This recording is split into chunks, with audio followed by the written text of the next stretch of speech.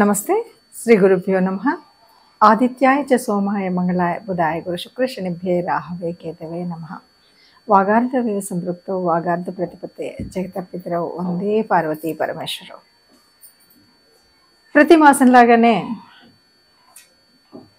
December మాసం 2024లో మన రాశి ఫలితాలు ఎలా ఉన్నాయి, మాస ఫలితాలు ఎలా ఉన్నాయి అన్నది తెలుసుకోవాలి.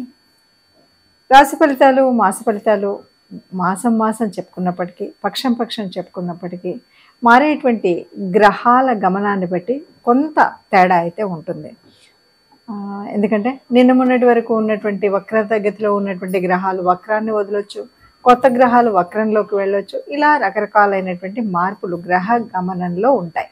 మరి ఇలా గ్రహ గమనంలో వచ్చేటువంటి మార్పుల్ని, అలాగే మరి గ్రహాల యొక్క దృష్టి కానీ, గ్రహాల యొక్క యుతి కానీ, ఇవన్నింటి యొక్క ఎఫెక్ట్ అనేది మనకు మారుతున్నటువంటి, అంటే ఆ గ్రహాల ప్రభావం మానవ జీవనాల మీద పడ్డం. రాశి ఫలితాలు, ఎవరు ఏ రాశిలో పుడితే లేకపోతే ఆ రాశి ఫలితాలు, లేదు అంటే లగ్న ఫలితాలు, మొత్తంగా మాత్రం ఆ లగ్నంలో పుట్టారా, ఆ రాశిలో పుట్టారా అన్నదాన్ని బట్టి మనకి ఆ ఫలితాలు తప్పకుండా గ్రహాల యొక్క ప్రభావం కనిపిస్తూ ఉంటుంది. మరి ఇలా గ్రహాల యొక్క ప్రభావం కనిపిస్తున్నప్పుడు ఎలాగూ ఉంటుంది కదా, ఎందుకు చెప్పుకోవడము అంటే తప్పనిసరిగా చెప్పుకోవాల్సిన పరిస్థితి. ఎందుకు అంటే ఏదైనా దాని నుండి ముందు జాగ్రత్తగా మనం చేసుకోగలిగింది చేసుకోవడం కోసం, ఏదైనా గ్రహాల యొక్క అనుగ్రహం కోసం చేసుకోవాల్సినటువంటి పరిహారం, దేవతల యొక్క అనుగ్రహం కోసం చేసుకునేటువంటి పూజా విధానం, వీటి వల్ల ఏదైనా నష్టం వచ్చినప్పుడు, కష్టం వచ్చినప్పుడు ఇలాంటి వాటి నుండి కొంతగా మనం ఈ నెలలో కూడా ముందున్నట్టుగానే ఆనందంగా ఉండాలని కోరుకుంటాం. కాబట్టి అలాంటివి మనం చేసుకుంటూ ఉంటాం. మరి దానికి గాను 2024 డిసెంబర్ మాసంలో ఈ గ్రహాల యొక్క గమనం ఎలా ఉంది అంటే ఆ స్థితి ఎలా ఉందో ముందుగా చూద్దాం. మనకి మీన రాశిలో రాహు ఉన్నాడు, కన్యలో కేతు ఉన్నాడు, ఇద్దరు కూడా. ఇక తర్వాత వృషభంలో గురువు వక్రించే ఉన్నాడు.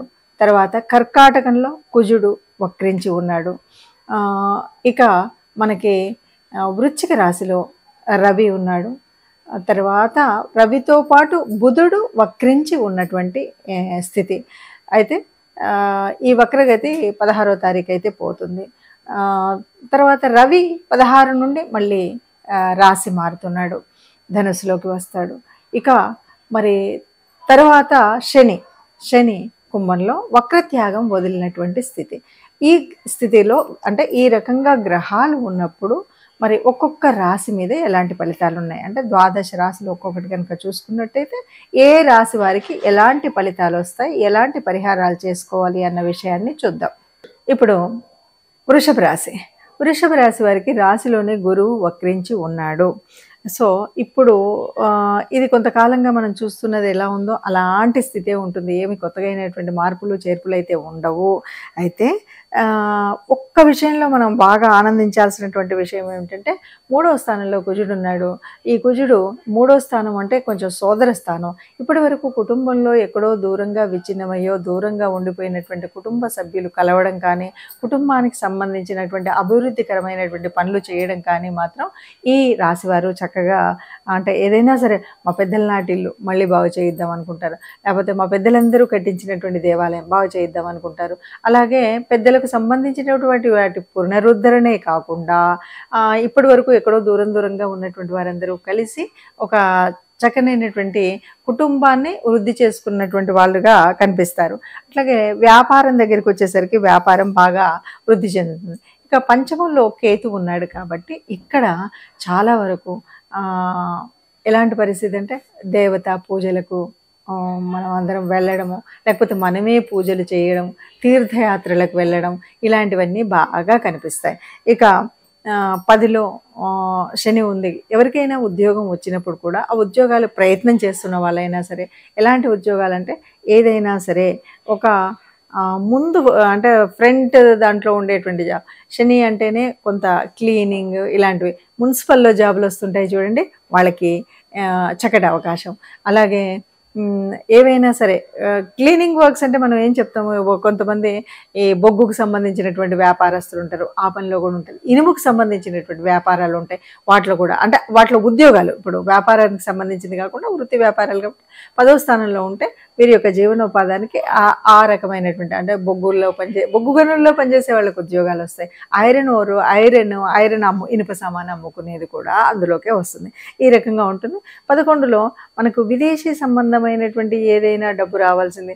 అంతెందుకు అంటే విదేశం నుండి ఎక్కడ వస్తుంది, మేము ఎక్కడ పెట్టుబడి పెట్టలేదు అంటే, ఏదైనా యూట్యూబ్ చేసే వాళ్ళు ఉంటే కూడా విదేశం నుండి వచ్చేటువంటి డబ్బే కదా అదే, అంటే విదేశం నుండి ఎంతో కొంత డబ్బు రావడం అనేటువంటిది ఈ నెలలో కనిపిస్తుంది. ఇక్కడ ఏంటంటే రవి వృశ్చిక రాశిలో ఉంటాడు 15 వరకు. 16వ తారీఖుకి ఆయన మారుతూ ఉన్నాడు. ఎక్కడికి మారుతూ ఉన్నాడు? ధనుసులోకి మారుతున్నాడు. అంటే 7లో రవి ఉంటే ఏమవుతుంది మనకు బాగా తెలుసు. మొదటి పక్షంలో ఉన్నటువంటి రవి ఏం చేస్తున్నాడు అంటే మనకి భార్యాభర్తల మధ్య కొన్ని చికాకులు, గొడవలు, వివాహానికి సంబంధానికి ఉంటే కూడా కుదరకపోవడం, ఇలాంటివన్నీ జరిగేటువంటి అవకాశం ఉంది. అందుకని ఎవరైనా పెళ్లి ప్రయత్నాలు చేయాలి అనుకుంటే మొదటి పక్షం వదిలేయండి. రవి 8వ స్థానాల్లోకి వెళుతున్నాడు. రవి 8వ స్థానాలకు వెళుతున్నాడు అంటే ఇప్పటి వరకు ఏదైనా అనారోగ్యాలు ఉన్నా ఆరోగ్యవంతులుగా అవుతారు. అట్లాగే ఒకటి ఏంటంటే పెళ్లి ప్రయత్నాలు చేసేటువంటి వారు ఇప్పుడు ఏవైనా ప్రయత్నాలు చేసుకోవాలనుకుంటే ఈ 2వ పక్షంలో తప్పనిసరిగా మనం ప్రయత్నాలు చేసుకున్నట్టయితే అన్నీ సరిగ్గా ఉంటాయి. మరి రాశి ఫలితాలను అయితే మనం ఇలా తప్పనిసరిగా చూసుకుంటే దానివల్ల ఉపయోగాలు అన్నాం. లేదు అంటే మనం పరిహారాలు ఎలా తెలుసుకోవాలి, ఏం చేయాలి అని అన్నాం.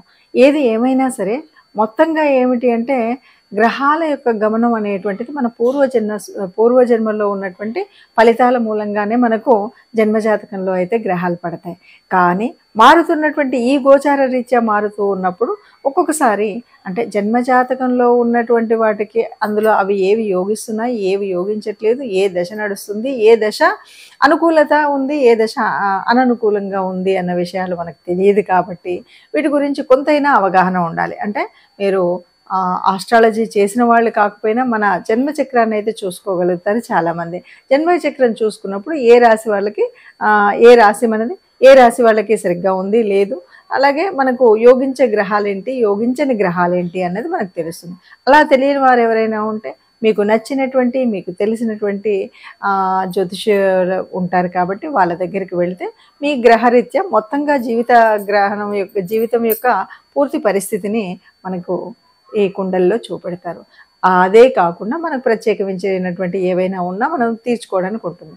అయితే ప్రస్తుతం ఇప్పుడున్నటువంటి స్థితిలో అంటే డిసెంబర్ మాసంలో 2024లో ఉన్నటువంటి గ్రహ గమనాన్ని బట్టి ఒక్కొక్క రాశి వారికి ఒక్కొక్క విధంగా ఉన్నాయి. ఏది ఏమైనా ఇక్కడ ఏంటి మనం చూస్తున్నామంటే 3 గ్రహాల యొక్క వక్రస్థితిని చూస్తున్నాం. 3 గ్రహాలు వక్రజయించి ఉండడం అనేటువంటిది ఉంటే ఏదో ఒక గ్రహం ఏదో ఒక రాశి నుండి మన రాశికి 4వ స్థానం అవ్వచ్చు, 5వ స్థానం అవ్వచ్చు, 1వ స్థానం అవ్వచ్చు వక్రించి ఉన్నప్పుడు ఫలితాలు వేరుగా ఉంటాయి. సరే 15వ తారీఖులో బుధుడు మారినప్పటికి కూడా అలాగే మరి కుజుడి దగ్గరికి వచ్చేసరికి కేవలం వక్రగతి కాదు, ఇక్కడ ఏంటంటే నీచ పొందినటువంటి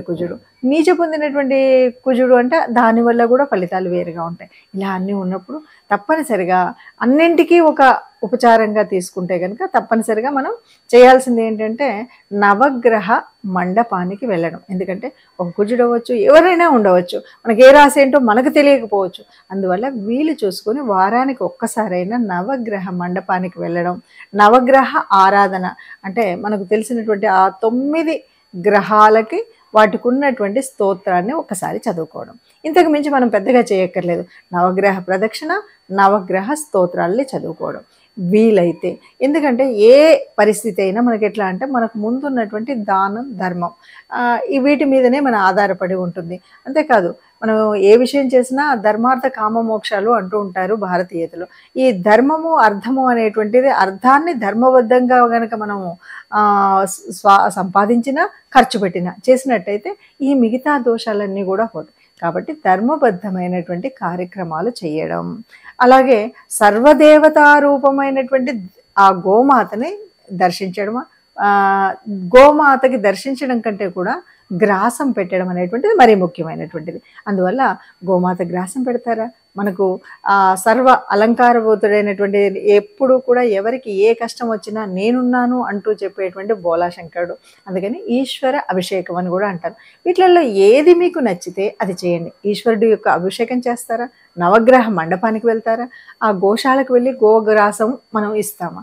ఇలా ఏది చేసినా లేదు ఇవన్నీ నా వల్ల కాదు అంటే చిట్ట చివరికి ఇష్టదేవత ప్రార్థన, ఇంట్లో ఉన్నటువంటి ఇష్టదేవత లేదా కులదేవత, వీళ్ళెవ్వరిని ఆరాధించినా మనకున్న ఏ కష్టం కూడా, ఎంత పెద్ద కష్టమైనా కూడా ఆ కష్టాన్ని చాలా వరకు తగ్గించేటువంటి స్థితి మనకు ఆ దేవతలు కల్పిస్తారు.